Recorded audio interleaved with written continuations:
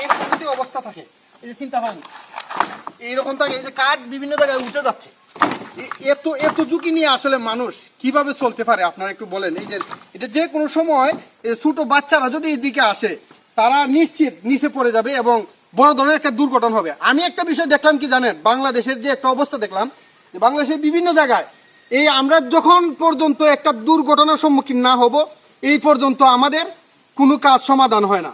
আমরা যখন একটা দুর্ঘটনার সম্মুখীন হই তারপরেই কিন্তু একটা সমাধান আসে। ভয় করছে না বাবু? ভয় করছে, এটা ভাঙিয়া পড়বার সম্ভাবনা আছে। প্রতিদিনই কি এদিকে আসা যাওয়া হয়? হয়। প্রতিদিন স্কুলে আসতে হয়? জি। ভয় করে একা যাইতে আসা যাওয়া করতে ভয় করে না? জি।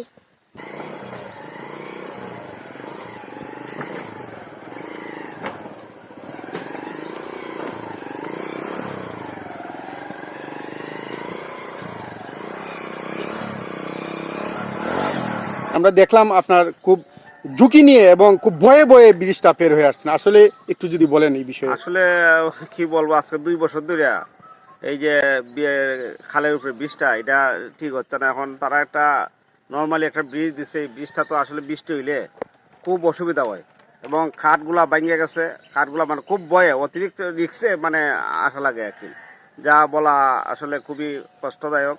আমরা 2 বছর ধরে সাফার করতেছি, এই ব্রিজটা হচ্ছে না। এই যে দেখেন বাসগুলা খাটগুলা বাচ্চাদের নিয়ে আমি খুব মানে সুরাফইরা এখানে উঠা লাগে, অনেক দোয়া দূরত পড়ে, অনেক রিক্স দোয়া দূরত পড়ে। আমরা কোনদিন যেটা লাগাবো হবে জানি না। এটা আপনার মাধ্যমে আমার বক্তব্য এটাই, এটা অতি তাড়াতাড়ি দ্রুত এই ব্রিজটা আমাদের যে ফাঁকা ব্রিজটা যাতে দ্রুত গিয়ে হয় এবং সাময়িকভাবে এটা আরো মেরামত করা হয়, এটাই আমি জানাচ্ছি। ব্রিজের কাজ তো দেখলাম একদম শেষ পর্যায়ে, তারপরে কেন এইভাবে কাজটা ঝুলে রয়েছে এখন জানি না। আমরা আমাদের স্থানীয় রবি চেয়ারম্যান সাহেবের মাধ্যমে আমি আসলে কয়েকদিন ওনাকে বলছি যে আপনি একটু যোগাযোগ করেন, আপনার তো আমরা এলাকার প্রতিনিধি, যে একটু যোগাযোগ করেন কন্ট্রাক্টর কেন তারা কি করে না, তাড়াতাড়ি ব্রিজটা করে না। তাড়াতাড়ি ব্রিজটা 2 সাইডে মাটি ভরাট করলে কিন্তু আমরা চলাচল করতে পারি। এদিকে যদি আমি ব্রিজটা একটু দেখাই, এদিকে একটু দেখেন, ব্রিজের কাজ কিন্তু একদম প্রায় শেষের পর্যায়ে, অল্প কিছু কাজ বাকি রয়ে গেছে এবং এটি শুধু 2 সাইডে কিন্তু মাটি ভরাটের কাজটা রয়েছে। এই মাটি ভরাটের কাজের জন্য কিন্তু তারা এই কাজটিকে এখনো পর্যন্ত ঝুলিয়ে রেখেছে, যে কারণে এই কাজটি ঝুলিয়ে রাখার কারণে মানুষের এই দুর্ভোগ পোহাতে হচ্ছে।